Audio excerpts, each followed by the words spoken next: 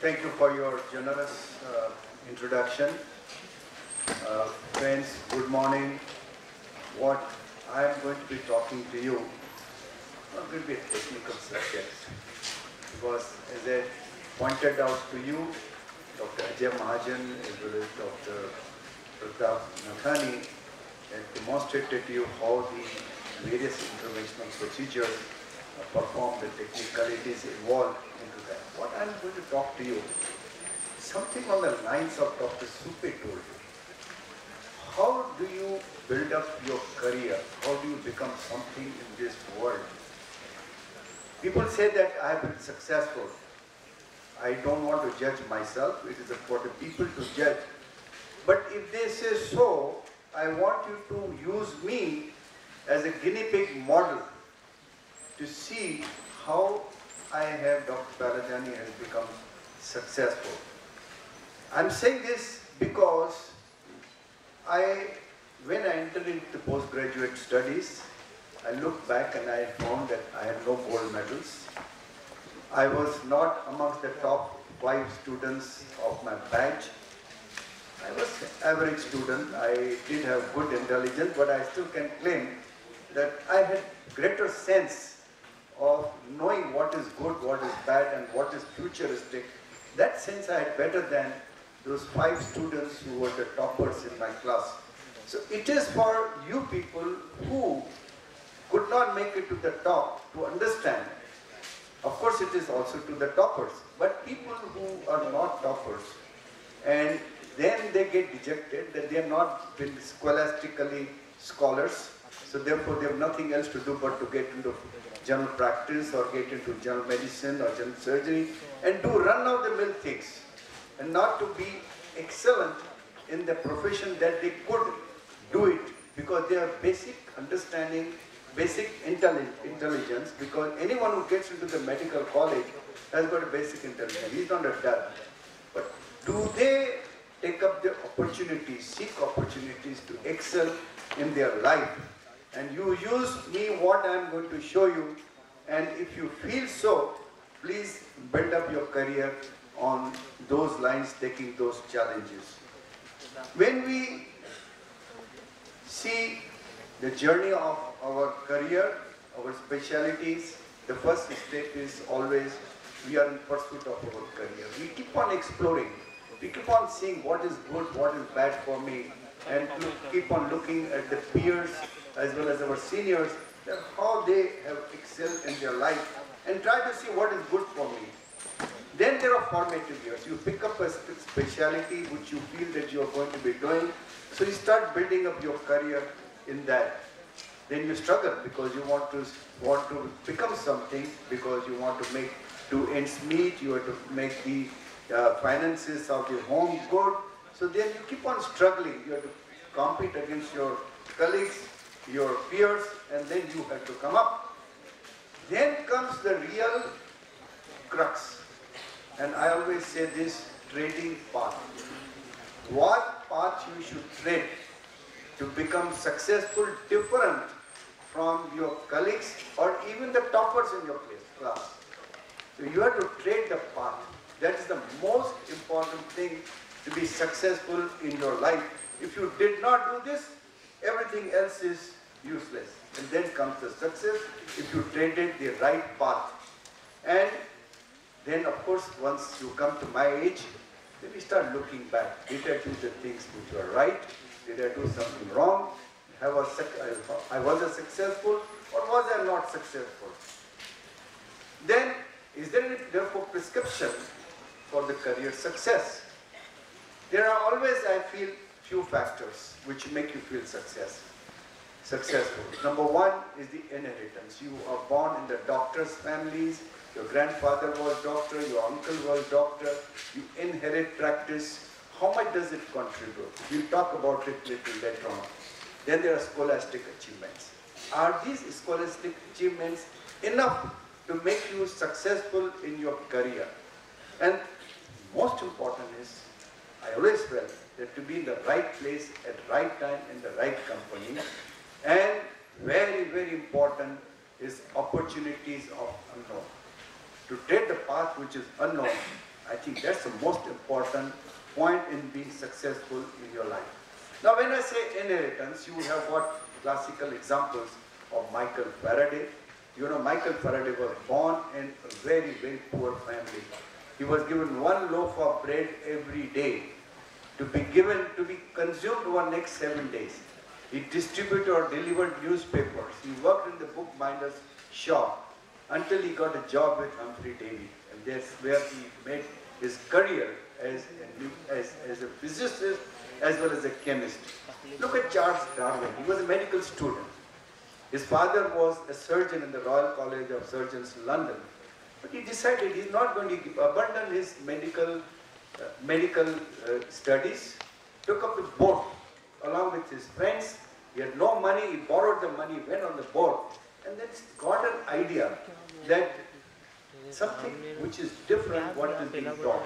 That is the natural selection, survival of the species. I think that's where he propounded the theory of evolution. And then look at Albert Einstein. Albert Einstein could not find a job of a lecturer in the University of Zurich. And he used to work as kind of a clerk in the patent office in Switzerland. And then from there he grew, and then he got the Nobel Prize. And we all consider Albert Einstein as the world's most accomplished scientist in the centuries that have passed by. So I think I can just give you an example. You don't have to be brilliant to start with. Even if you are done, so-called done, I think you can make it big. Then that's what Albert Einstein says. Why? Because imagination is more important than knowledge. You may have knowledge, but until you can imagine, you can think beyond, think forward, think beyond what is being taught to you, you will never be successful. And look at what Robert Frost said. He says, two roads diverged in a wood, and I took the one less traveled by, and that has made all the difference. I think this is very true for me. Because this is where you come to the woods. There are two roads. On one road, everybody is going. There's somebody who's not treading the path. And that's what I say, treading the path which is less traveled. I think that will make all the difference in your life. You have to be adventurous, you have to take risks. And that's where we took the risk. And this is the picture of Werner Forssmann, who got the Nobel Prize for showing the world that the cardiac catheterization can be done. And he actually injected the material into his own basilic vein, would go into the screening room. It was totally banned in those days, but he took the risk. He was actually a urologist, but he showed that one can pass a catheter into the right atrium and inject the dyes, and as well as inject the drugs to treat a patient. And then came Dr. Mason Sones, who described the technique of coronary angiography. And that made all the difference in the lives of all of us. All of us. And what made the difference to us was the man on the right side, Dr. Andreas Grunzing, who told the world that coronary arteries need not be bypassed by surgery. You can do an angioplasty with a balloon. Everybody laughed at it. Everybody.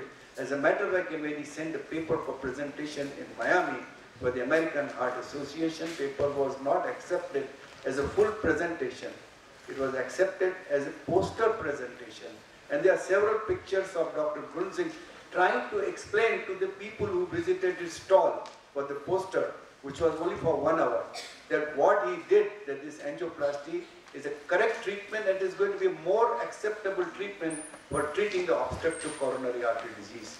He was my guest here in Bombay, and he told us that this is the technique which is going to be the technique of future. Now, I think that's where we all got the idea that what is the road which is not traveled. The road that was not traveled was the field of interventional cardiology. People were there in the city who were wearing three-piece suit, then they would go and see the patient, auscultate the patient, write down the drugs, and collect the fees. But for this, there were no fees, because you had to even learn the procedure, several years. needs a lot of hard work in the beginning. There were no balloons, there were no wires, there were no guiding catheters.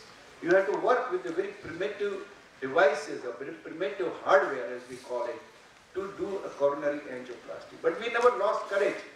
So what he did, Dr. Andreas Grudzik today, no book of interventional cardiology is complete without mentioning Dr. Andreas Grudzik's name as a pioneer. So therefore, this is where we thought that we should do something which is different. And this is where I think the Sion Hospital's kind of great contribution to the field of cardiology in this country is. This is the place, this is the birthplace for the interventional cardiology for the entire country. And then, when we presented the papers, what we did, we were criticized very heavily into the scientific meetings. Everybody will say, how can you put in a balloon into somebody's coronary arteries?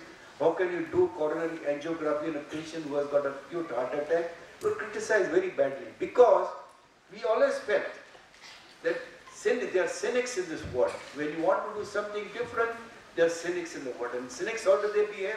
When an idea is conceived, he will say, it is not going to work. That's what his reaction is going to be.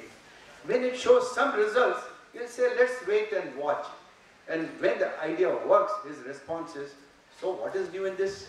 So this is how today everybody says interventional cardiology, coronary angioplasty, everybody says what is new in this. But just imagine in the first line, when we were doing this, everybody said it's not going to work and people used to criticize.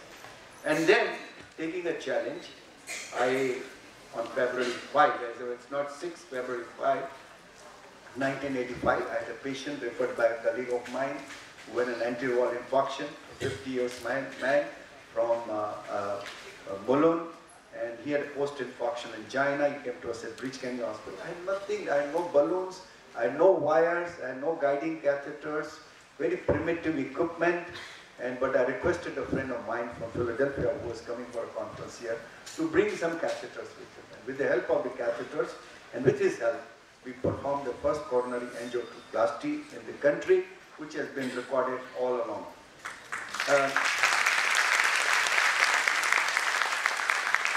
So, after being an interventional cardiologist, what does it matter to me? What toll it takes and what does it give it to me? I think that's what I do, I must enjoy it. And I must also know how much toll it is going to take on my life. Why do I do an interventional cardiology? First of all, is it that for money I'm doing? Money one can earn anyway. You can do a non-invasive cardiology, you can do urology, you can do general practice, you can earn money. Money is not a matter. Is there glamour and prestige? Is there an excitement and thrill? Is there an alleviation of suffering? Or is there an innate attraction? I had all these remaining four because I thought that I must do something which is a glamour. People come and hang around me and ask me how I did the procedure. I think whatever, I don't want to be kind of a something to say I don't enjoy that. Somebody comes and appreciates what I'm doing, I certainly enjoy that. There's an excitement and thrill and elevation of suffering. When a patient comes to you with a heart attack, acute heart attack, you've got a total block in one of the artery, you take the patient to the cath lab within a few minutes, you restore the flow, patient becomes all right. I think that gives you inner satisfaction that you prevented somebody's major heart attack. And of course, as I said, I always wanted to do something which is different. I advise you people also to do something different than what a run-of-the-mill people are doing. And money? Yes, today, those days there was no money in the interventional cardiology. I used to be paid 500 rupees for doing an angioplasty. But today, an interventional cardiologist is very well rewarded. You can see on an average in USA, a interventional cardiologist makes close to $500,000. He's much more than surgeon, gastroenterologist, radiologist, orthopedic surgeon. So he earns much more than because we have settled or we have brought the interventional cardiology to a level where patients go and opt for getting an interventional procedure than surgery. And is there a thrill and excitement into this? So for example, you will see here an angiogram of a patient who has got an acute anterior infarction. You see his LAD is completely occluded here, which should be going down like this. He comes with the cath lab. Within few minutes, you take the patient to do an angiogram, and then you put in a wire, you put in a balloon, and you reestablish the flow. And then everybody claps and everybody says that, well, you saved somebody's heart. I think there's a tremendous sense of happiness. You have saved somebody's life. The family is grateful to you. So there's an excitement, thrill. But money apart, one should not look at the money factor when you are doing a procedure like this. Money comes automatically, as I showed you. It brings you a lot of money as compared to any other procedure. Or a patient like this who has got a left main obstruction, completely occluded left main artery here, which otherwise in the past would have gone for a coronary artery bypass surgery. But today you can put in a stent here and give a completely normal looking left main artery to the patient, and everybody says that yes, I mean, instead of cutting open the chest, you have done a procedure which is equivalent to or sometimes even better than surgery. Today, I'm sure Dr. Mahajan might have shown you, today we are able to do with this interventional cardiology, we are able to do percutaneous aortic valve, where you put in a catheter to the aorta, come down to the aortic valve, and inflate the valve and replace the valve here of a patient who has got an aortic stenosis. So interventional cardiology has progressed apart. Now, does this come with some price? Yes, it comes with a tremendous price, and that is a burnt out syndrome. We all get a burnt out syndrome, and the burnt out syndrome occurs because of the odd hours that we put in.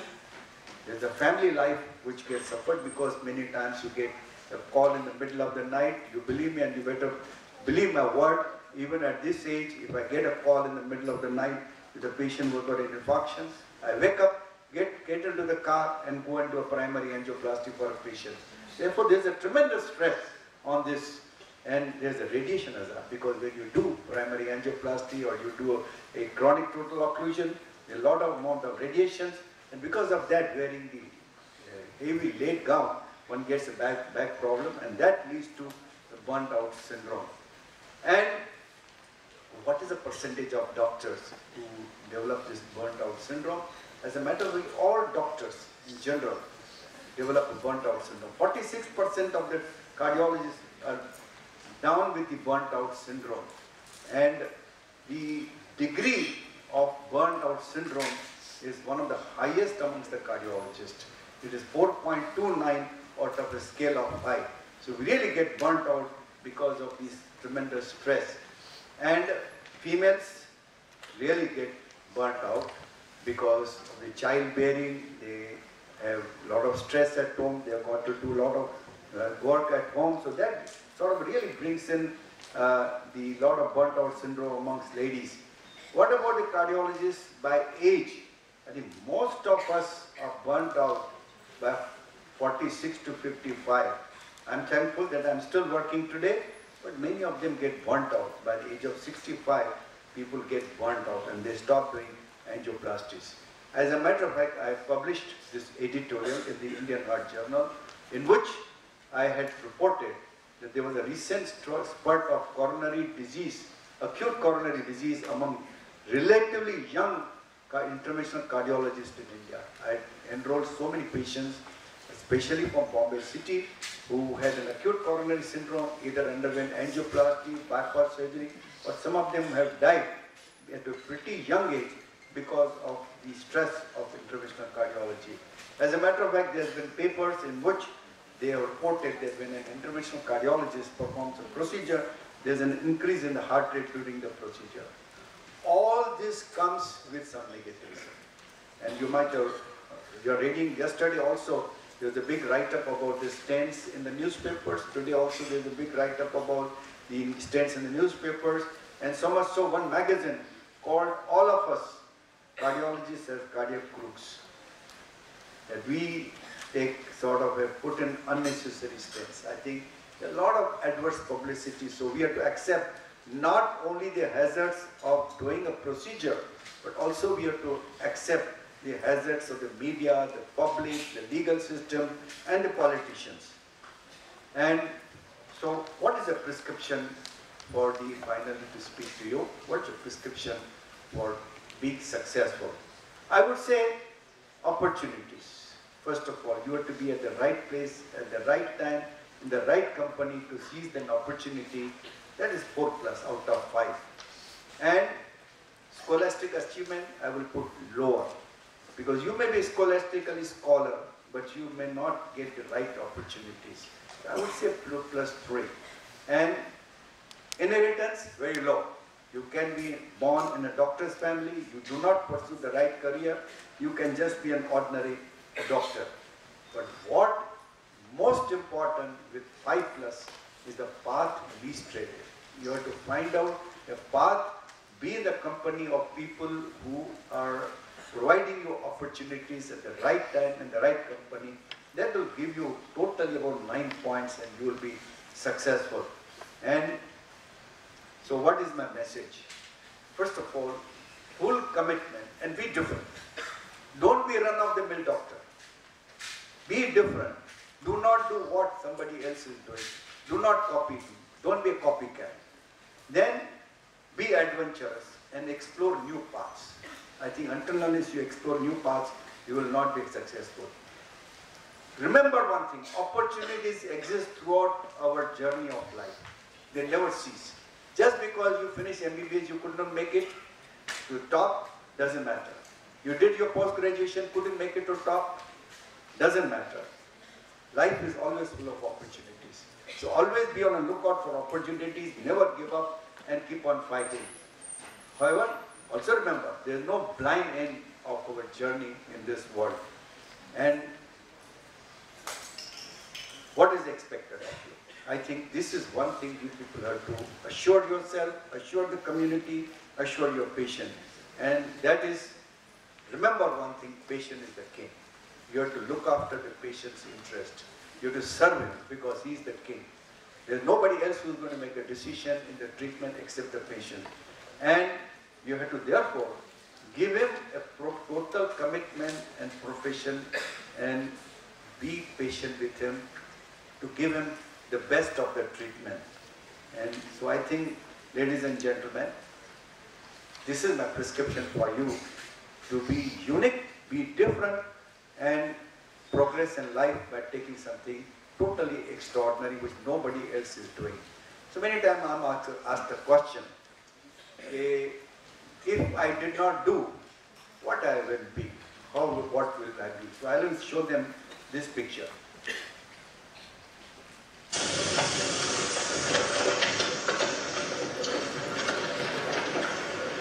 You will get up in the morning, take your nice breakfast, go on the station, you will be huddled into the train.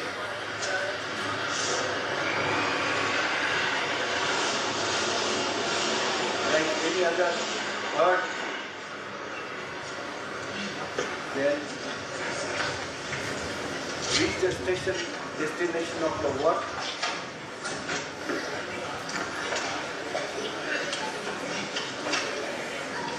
Then come back,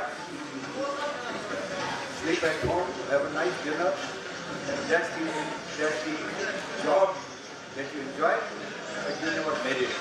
You will not be something different, you will not be unique.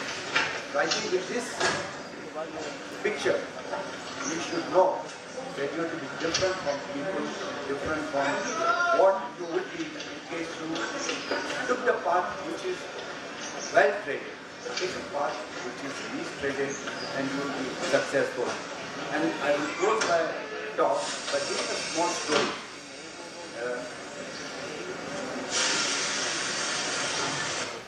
I'll give a small story, and I used to enjoy that story. And I'll end my talk with that story. That I'm sure all of you must have read the story of Helen of Troy. And anybody reads all these books? Can we put on the lights, please? Turn on the lights.